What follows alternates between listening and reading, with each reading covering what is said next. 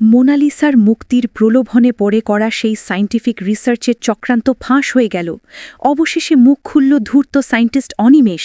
এদিকে সংকটে মোনালিসার মুক্তি। কম্পাস ধারাবাহিকে দেখা যায় ল্যাবে গিয়ে এক ভয়ঙ্কর ফাঁদে পা দেয় কম্পাস।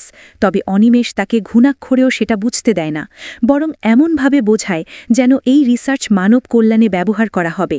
আর সরল বিশ্বাসে কম্পাসও সেই মরণ ফাঁদে অংশ নেয়। অপরদিকে ঋতুজা বারবার ফোন করেও কম্পাসকে না পেয়ে অস্থির হয়ে ওঠে। দুশ্চিন্তায় সে কম্পাসের বাবাকে ফোন করলে জানতে পারে সায়েন্টিস্ট অনিমেষের ডাকে কম্পাস ল্যাবে গেছে। ঋতুজা কিছুতেই মেলাতে পারে না হুট করে কেন কম্পাস এমন এক রিসার্চে রাজি হল। এক অজানা আশঙ্কায় তার মন কেঁপে ওঠে। ঠিক তখনই সবটা জানাতে বিহানকে খুঁজতে গিয়ে ঋতুজা আড়ি পাতে অখিলেশের কথায়।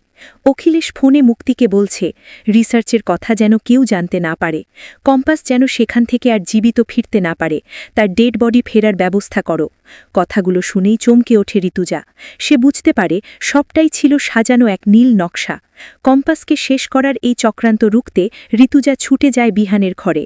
বিহানকে সব জানিয়ে সে চিৎকার করে বলে, বিহান, কম্পাসের জীবন বিপন্ন, চল, ওকে আমাদের বাঁচাতেই হবে। এরপর বিহান আর ঋতুজা দ্রুত ল্যাবের দিকে রওনা দেয় এবং পথেই পুলিশকে সব জানিয়ে দেয়। অন্যদিকে ল্যাবে তখন মৃত্যুর খেলা শুরু হয়ে গেছে। একের পর এক বাড়ছে মেশিনের পাওয়ার। আড়ালে দাঁড়িয়ে শয়তানি হাসি আর হাততালি দিচ্ছে মুক্তি ও মোনালিসা। তারা অধীর আগ্রহে অপেক্ষা করছে কম্পাসের শেষ পরিণতি দেখার জন্য।